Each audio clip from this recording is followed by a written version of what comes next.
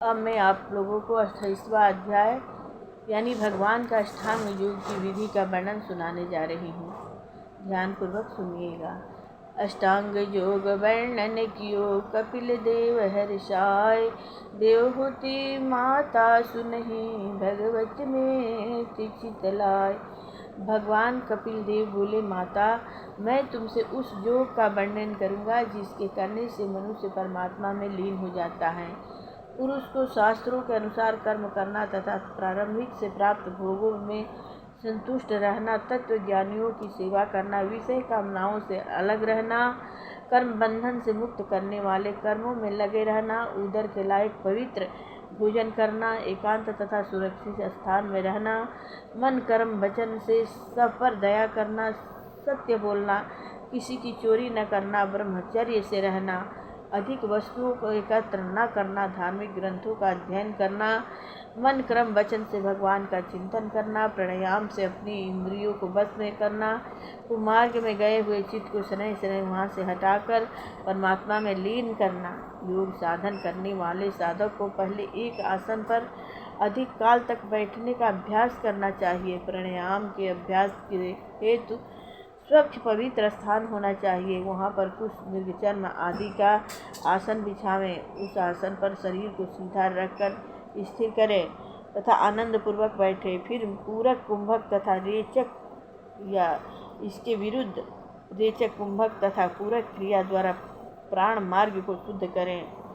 इस प्रकार चित्त स्थिर हो जाता है। जिस प्रकार अग्नि से सोना तप कर शुद्ध हो जाता है, उसी प्रकार प्राणायाम द्वारा योगी अपनी प्राण वायु को शुद्ध कर लेता है।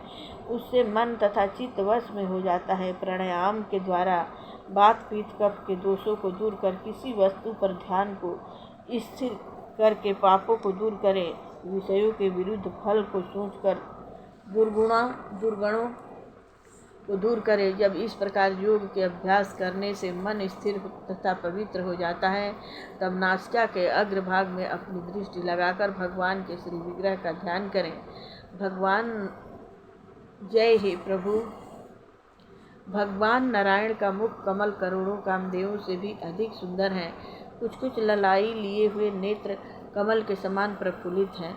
मुख कमल प्रफुल्लित है। शरीर का रंग नील कमल के समान श्याम है। चारों भुजाओं में शंख चक्र गदा पद्म है। पीताम्बर शोभायमान है। कंठ में कस्तुम्भ मणि तथा वक्षस्थल में श्रीवत्स का चिन्ह सुशोभित है। वैजंती माला चरणों तक शोभायमान है। अंगों में बहुमूल्य रत्न जड़ित आभूषण धारण किए हुए हैं। वे भक्तों के सहस्त्र दल वाले हृदय कमल पर विराजमान हैं। उनकी किशोरावस्था है। वे भक्तों की ओर मुस्कुरा रहे हैं। इस प्रकार भगवान के श्री विग्रह का ध्यान करें। तत्पश्चात भगवान के प्रत्येक अंग का अलग अलग ध्यान करें। पहले चरण कमलों का ध्यान करें, जिनमें वज्र, अंकुश, ध्वजा और कमल के चिन्ह हैं। फिर नखों का ध्यान करें, जिसमें पवित्र गंगा जी का प्रादुर्भाव है। फिर पिंडलियों का ध्यान करें, जिन्हें जगत माता लक्ष्मी अपनी जांघों पर रखकर सेवती हैं। फिर अतसी पुष्प के समान विशाल जांघों का ध्यान करें, जो गरुड़ के कंधों पर सुशोभित है। फिर कटी प्रदेश का ध्यान करें, जिसमें पीताम्बर के ऊपर रत्न जड़ित करधनी शोभायमान है। तत्पश्चात भगवान के उदर प्रदेश का नाभि सरोवर का ध्यान करें, जो संपूर्ण लोकों के आश्रय ब्रह्मा जी की उत्पत्ति का स्थान है। फिर भगवान के स्तनों का ध्यान करें, जिस वक्षस्थल का चिंतन करें जिसमें श्री लक्ष्मी जी का निवास है तथा जिसके ऊपर वनमाला शोभायमान है। फिर कंठ का ध्यान करें, जिसमें कस्तुम्भ मणि शोभायमान है। तत्पश्चात भगवान की भुजाओं का चिंतन करें, जिसमें लोकपालों की रक्षा करने वाला आयुध शोभायमान है।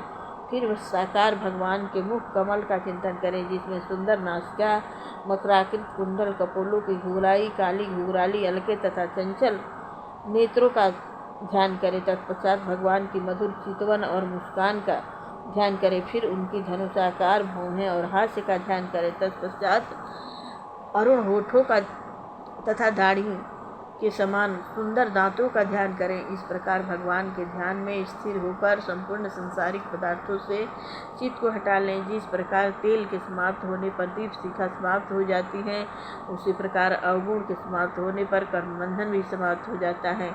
जिस प्रकार काष्ठ से उत्पन्न होने वाली अग्नि काष्ठ से पृथक है, उसी प्रकार भूत इंद्रिय तथा अंतःकरण आदि से उसका साक्षी यहाँ आत्मा भी पृथक है तथा उस पुरुष आत्मा से भी परमात्मा भिन्न है, जो इस आत्मा का भी साक्षी है, किंतु परमात्मा का साक्षी कोई भी नहीं है और न उनसे भिन्न ही कुछ है।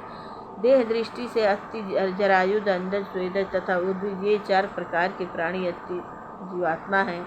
ये केवल शरीर भेद से ही भिन्न प्रतीत होते हैं, किंतु वास्तव में ये सब एक ही हैं।